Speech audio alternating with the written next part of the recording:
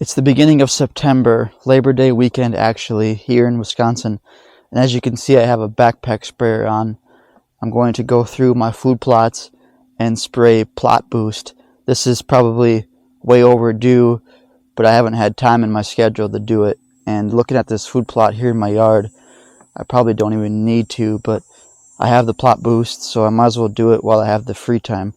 But I wanted to go over a little more detail about my food plots here on my small property. I made a video recently doing an overview of my 5-acre property that I live on and hunt, and I realized I didn't go into very much detail about the food plots and how I made them.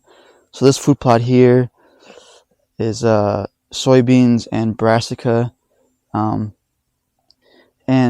I made this food plot actually with no equipment other than hand push tiller. It took me several days and a lot of time and effort to till this up here. It's about a 1/4 acre, so you can imagine going over it several times.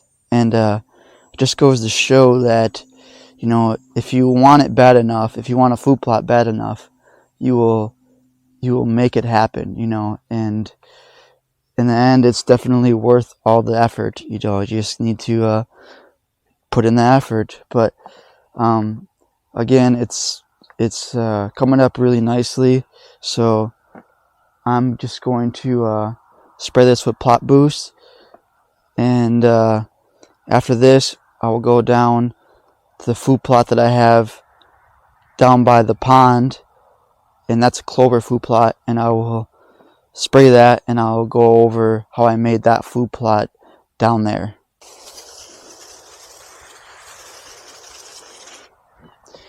As you can see, this food plot here is really coming up nicely.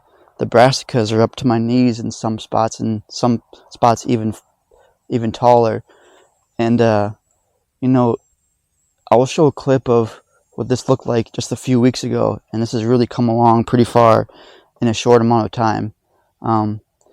There are some bare spots in here, and since it is a Labor Day weekend, this is when you would want to come in and spread winter rye, just to add a little bit more food, and especially to fill in all the spots that are, you know, bare. And I would do that, but there's no rain in the forecast. But I will be doing that as soon as I see some rain coming. I'll come out here real quick, throw some winter rye seed in here, and we should have a nice blanket of green throughout this whole food plot. The other thing I did with my food plot in the yard here is I planted corn along the edge of the food plot as a screen from the food plot to the road. And as you can see, it's growing pretty tall, and it's doing its job, I think, as a decent screen.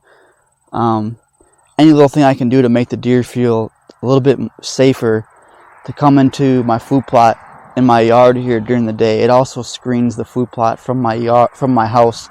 So this corn I planted by hand. I came through, and every little seed I pushed down into the ground with my finger. It took a lot of work to go around this whole exterior of the food plot. But again, you know, you gotta do what you gotta do to get what you want done. So I'm down here now in the clover plot, and this clover is actually 2nd-year clover. I planted it last fall, and I had a good amount of clover coming up that deer were coming to, and then in springtime it came back pretty good. I actually haven't gotten a chance to come down here and cut this at all, mainly because we've kind of been in a drought for most of the summer, and I was afraid to cut it and with the possibility of killing it. And so, you know, again, I haven't sprayed this with fertilizer either, so I'm going to spray this with that plot boost. The thing I forgot to mention is that I actually did spray both of these plots with plot start when I threw the seed down. I sprayed plot start at the same time. And again, this clover plot is about a little less than a 1/4 acre.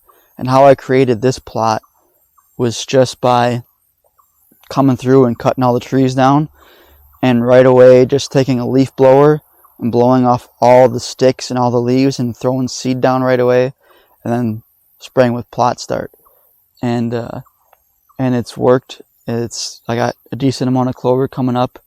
Again, I would have liked to have come cut it, but it's a little too late now to be doing that since it's Labor Day. But yeah, these are both the food plots I have in my small property here. And again, you can make these food plots with no effort. I mean, not no effort, with effort, no equipment.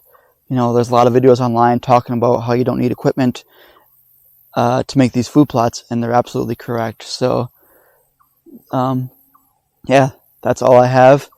And remember, if your wife won't let you go to deer camp, you can always find a new wife.